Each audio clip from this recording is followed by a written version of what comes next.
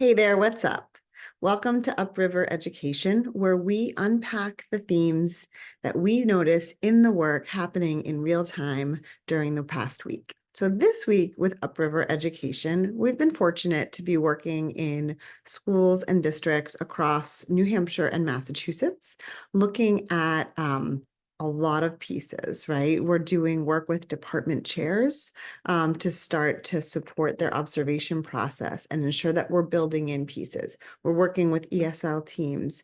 We're working with community programs, and we're also looking at strategic planning for multilingual learners in some districts. And the theme that's coming up most strongly this week is the theme of equity. Now, recently during our 5-part webinar series I'm doing with the Massachusetts Partnership for Youth, we've been unpacking the larger concepts or the quote, big ideas present in the WIDA 2020 framework for English language development.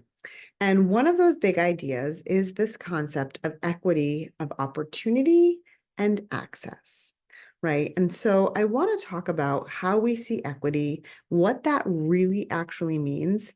I have a sense that equity came up as a buzzword, especially in 2020, when we were all very focused on recognizing the need for this. However, educational equity is an ongoing process.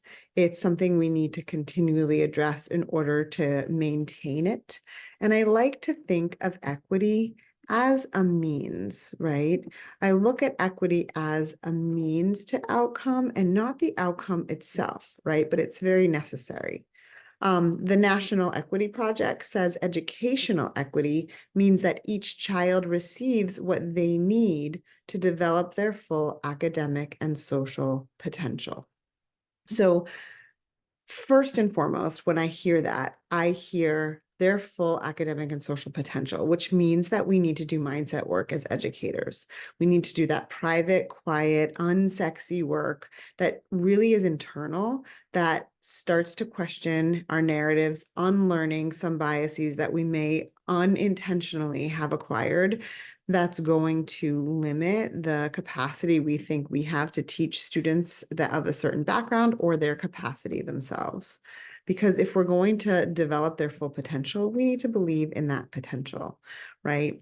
The challenge in my mind, how we view equity, is that if we think of it as the outcome, then we're not necessarily working towards it all the time, right? We think we can do it and be done.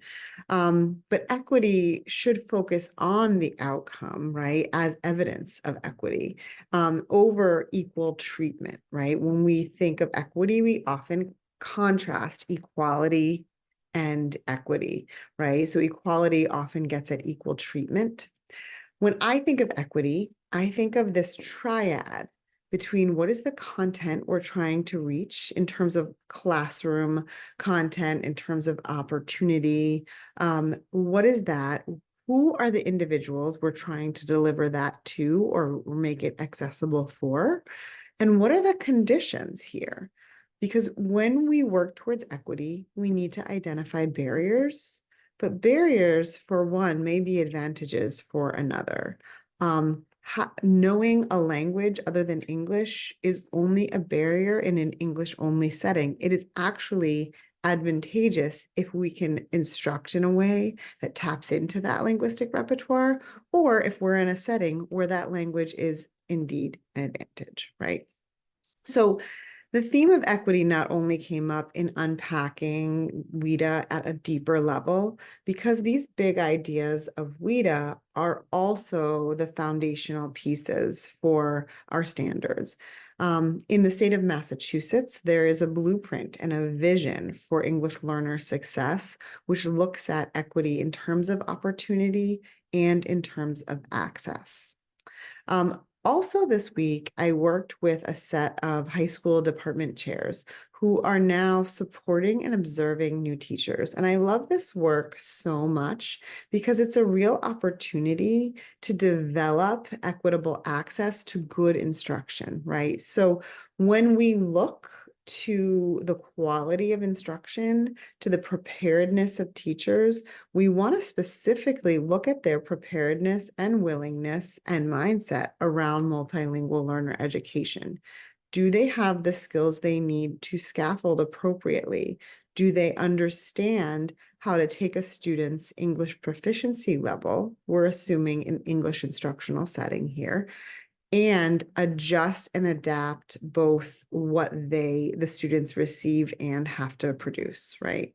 And can they build in scaffolds and entry points through multimodal means or multilingual means to create deeper access points for students?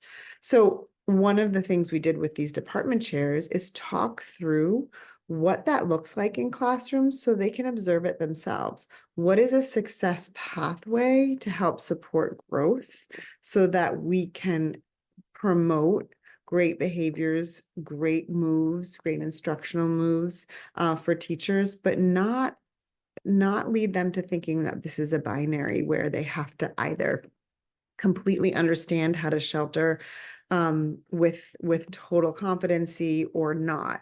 If they are moving towards and making progress, we can grow educators into building in those access points, all the while supporting them and supporting students with through that support.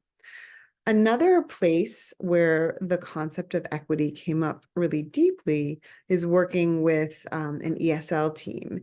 And we were working on a product which is ultimately going to create really clear and concise definitions around responsibilities for the English language development teacher or the ESL teacher and the SEI or the content teacher, so that the questions around whose job it is to do X, Y, or Z are handled at the district level, so that ESL teachers do not need to say uncomfortably to their colleagues, I presume, thank you for bringing this student's social studies worksheet. However, during my ESL time, I have content to cover.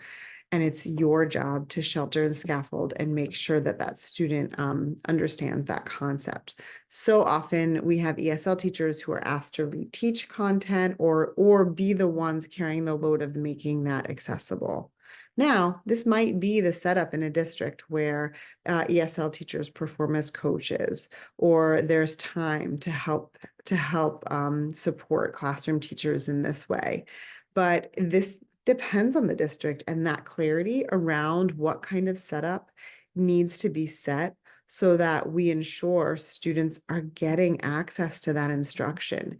If a content area teacher does not believe that their role is to go the extra mile per se for a multilingual learner, because it does require different work, then the access to that for that student to content is impeded.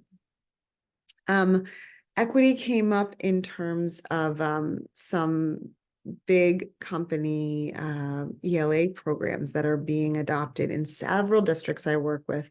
They're trying to figure out how to make time for English language development when they have these new programs with very strict time guidance.